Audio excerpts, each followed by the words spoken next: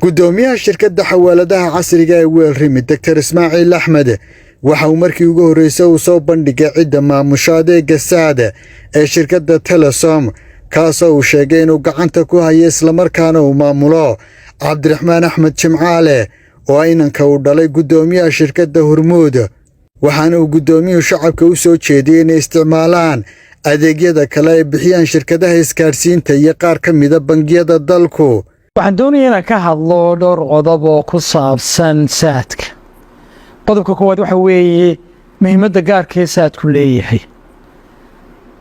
saadku waxa uu maamulaa oo dhex mara in ka badan 80% GDP-ga ama dhaqaalaha Somaliland. adduunyada ma jiro dal dhaqaalihiisu ilaa xadka uu ku tiirsan yahay adeegga shirkad gaar loo leeyahay ay kelideed bixiso. malaha waddanka u soo dhadhow Somaliland waxa weeyaan Kenya oo 35% wax ka yeeray GDP-gooda soo maro adeegga lacagaha ee M-Pesa.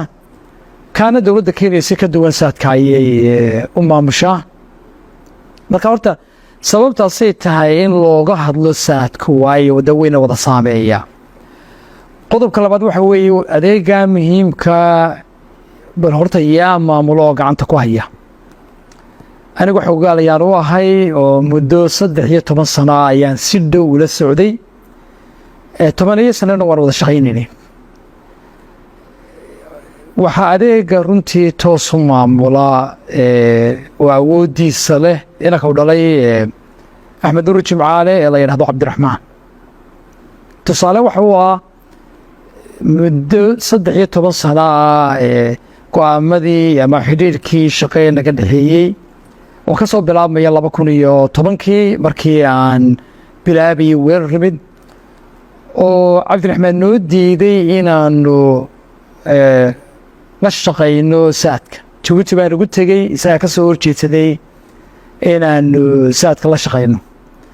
wuxuu noo soo bandhigay inaanu wakiil hoosaad ama sub agent u noqono xawaaladii Qaran Express oo markaasi Hormuud doonaysa inay iibsato. taasi oo la ogaa inay markaasi kacayso. marka anagu Weel Remit waxa ay markii ugu horeysay saadka la shaqaysay 3 sano ka bacdi waqtigaasi oo shirkad kale aanu soo marnay. mar kale 2017 markii aanu ka bilownay Somaliland adeeg tijaabo ahaa oo walad ahaa Cabdiraxmaan ayaa aad uga soo horjeedsaday oo xataa naga joojiyay SMS-kii ama fariimihii aan ku dirsan lahayn Telesom. oo waxay noqotay markaa in akhritaankii agadee waladkii tijaabada ahaa waddan kale aan u geyno xafiiska aan uga furray Hargeysa aan iska xidho. bari dhaweyd wuxuu dalbaday in Weel Remit ay kordhiso khidmadda ay siiso saadka.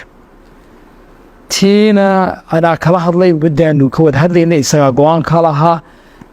tiina siday doonayay bay noqotay in khidmaddii loo kordhiyo. marka tusaalooyinkaasoo dhan waxay muujinayaan inuu runtii isagu Cabdiraxmaan yahay qofka leh awoodda iyo go-aanka saadka. muddada 13 sano ah ee aan xidhiidhka ama aan la xidhiidhaya saadka runtii aniga waxay ii muuqanaysay in aanay isku dan ahayn saamilayda macaashtoonka ah ee Telesom iyo dhulkiilaan awoodda badan oo isagu laga yaabo dana ganacsi oo aanay ku wada jirin Telesom inuu leeyahay. qodobka saddexaad waxa weeye maxaa xal ah.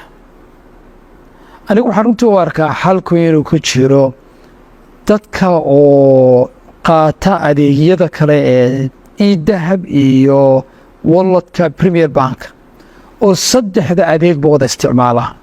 3daasi adeeg oo ku xidhan 3 baan ee ugu weyn Somaliland. anigu ma qabo qofna in isku haleeyo inuu adeeg keliya isticmaalo. waynu ogeyn wixii Hargeysa ka dhacay sanadkii hore markii xadhigga saadka la jaray.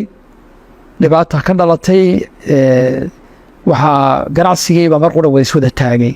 marka sababtaas ay u tahay marka laga tago lacagaha dhawaan Cabdiraxmaan uu goostay in saadka laga joojiyo dibadda ka imanayay taasoo keliya iyo dee dhaqaalihii waddanka oo dhammi inuu meel kula ku wada jira runtii sax ma aha taasaaba runtii muhiim dhalinayso oo in dadku adeegyo kala isticmaalaan waxaa kaloo runtii arkaa in fursad ganacsi ka jirto in adeegyadaasi si lacagaha la isaga diri karayo dhibaatada imika taagan waxa weeye qofka saadka haystaa in dahab lacag uma diri karayo premier wallet lacag uma diri karayo dee taasi markaa kuma xidhno uun shirkadda samaysay ee waa ganacsi kale oo ciddii doonaysa ay geli karayso oo dadka khidmad ay ka qaadi karayso marka taasi waxay sahlaysaa dadkii lacagtoodii inay dee si fudud